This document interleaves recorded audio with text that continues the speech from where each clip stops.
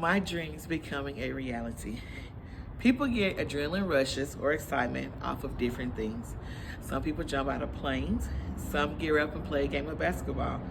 Some people paint. For me, it's taking pictures. Photography has always been my passion. Since I was a little girl, I've always loved taking pictures. Even from the beginning, my parents supported me. They weren't able to buy the big girl Nikon, Canon, or etc., but they kept the disposable cameras in stock for me. I get such a rush taking pictures and later looking to see how they turn out. It's one of the best feelings in the world. When I see that developed picture, it doesn't matter how many years have lapsed, I can recall memories of what happened on that day. That's why I'm always taking pictures, because I love capturing moments and creating memories. Some people only see paintings as art. You enter the gallery, you decide how you feel about the painting. The artist may have painted the picture with an idea in mind, and you might have a totally different interpretation. That's what art is all about. That's why paintings are not the only form of art for me. I can see art in everything. I look at nature, a building, food, people, saying, etc. It doesn't matter. I see art. Something that I can photograph, and photography is art. You can look at the picture. I feel this should evoke a certain emotion in you, especially if it's one that you took. I've always loved going to different art shows. I never imagined in my life that I would be hosting my own. March 2020, the entire world turned upside down because of the pandemic. With all the company closures, the pandemic made people turn to their passions for extra income. I've been in banking for over 20 plus years. I didn't lose my job, but the pandemic showed me that no one or no job was safe. God spoke to me and pushed me to use my gifts that He had given me. So I purchased my big girl Canon camera and was ready to conquer the world. I went in full force and oblivious to what it took to be a professional photographer. I was ready to take on whatever opportunity presented. I was willing to do birthday parties, graduation photos, weddings, whatever. I had to learn that just because you love taking pictures, that every event may not be your specialty. Another thing is, I had to learn, living in Mississippi, the weather does not always cooperate with you. We can have all 4 seasons in one day. I would have a customer and it would start raining, or the temperature would drop 30 degrees. I didn't have a studio, so therefore I lost the client. I was getting discouraged about becoming a professional photographer. But Isaiah 55:8 says that for my thoughts are not your thoughts, neither are my ways your ways. I was focusing on trying to make additional money, and there's absolutely nothing wrong with that, but that's not the direction that God was leading me in this season. I love to travel, so when I travel, I come back with thousands of pictures that I've taken in 4 or 5 days.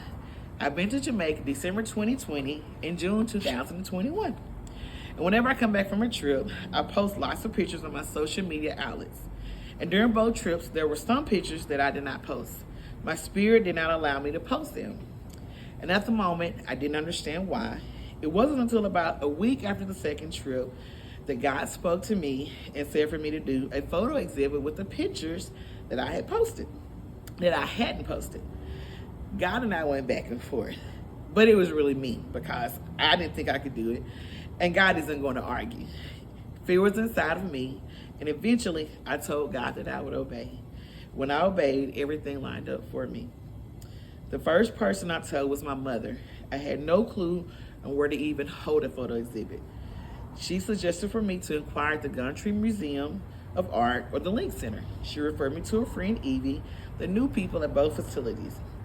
The Gumtree had years for their waiting list, and I'd have to submit my work for approval.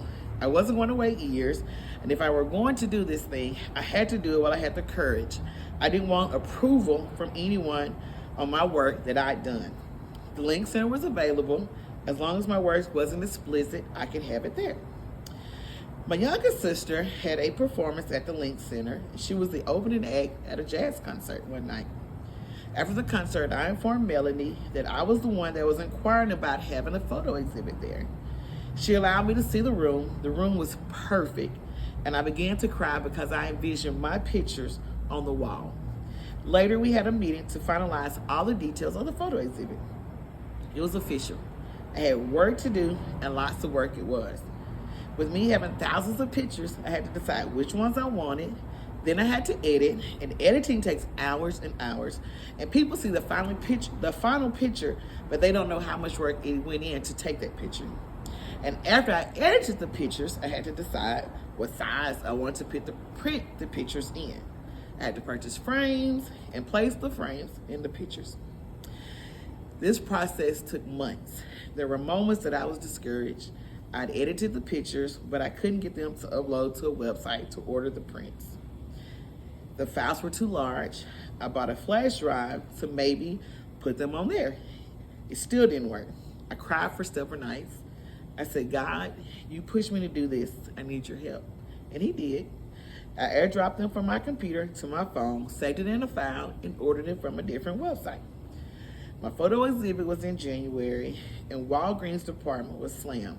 They run out of canvas material. I made several of those. My anxiety level was back up. But the ladies there were awesome. They would notify me of what was happening. I was able to get all my pictures and canvases in time for my exhibit. I had to place the pictures inside the frames, and that was an ordeal in itself. I had to choose which frame that I wanted, that I felt that went nice with each particular picture. My fingers got sore and tender from doing it day after day. And lastly, I didn't have enough tables, stands, or easels for other pictures that I rented, so I had to rent other things from BusyLab.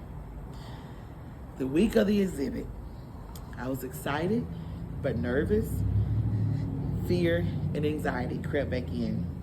The Sunday prior, my pastor Eric preached about us trying to prepare ahead, and God only wants us to trust in him. We don't have to worry about the days ahead. We need to trust God in that moment. I was on the phone with one of my friends, Charlotte.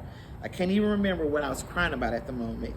She spoke to me almost the same words that my pastor preached about the day before. I said, okay, God, I'm going to trust in you. Friday isn't even here yet, and everything will be okay.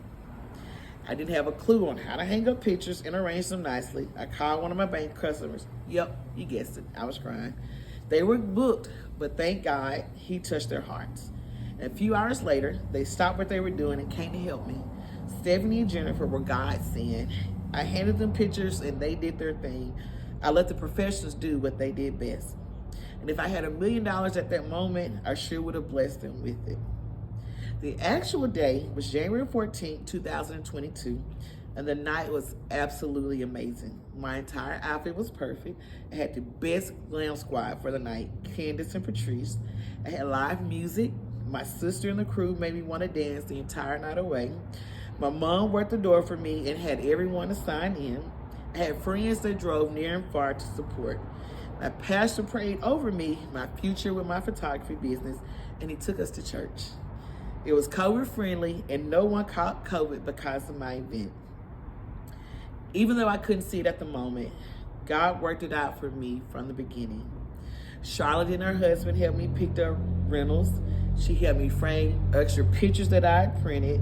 Stephanie and Jennifer helped me arrange the pictures on the walls and on the tables.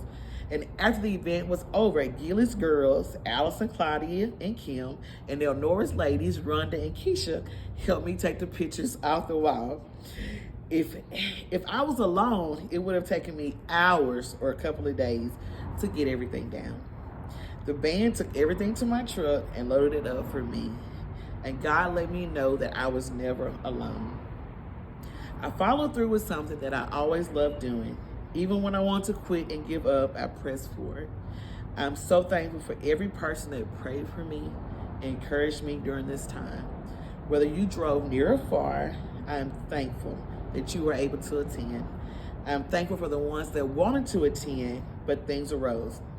It was the weekend of Martin Luther King. I picked it for a reason. He had a dream, and I did too. He was one that made history, and this was history making for me. January 14, 2022 will always be special to me. It was my first exhibit, but it won't be my last. I am thankful for the dream that became a reality. And my advice to anyone that's reading or listening is don't ever stop dreaming.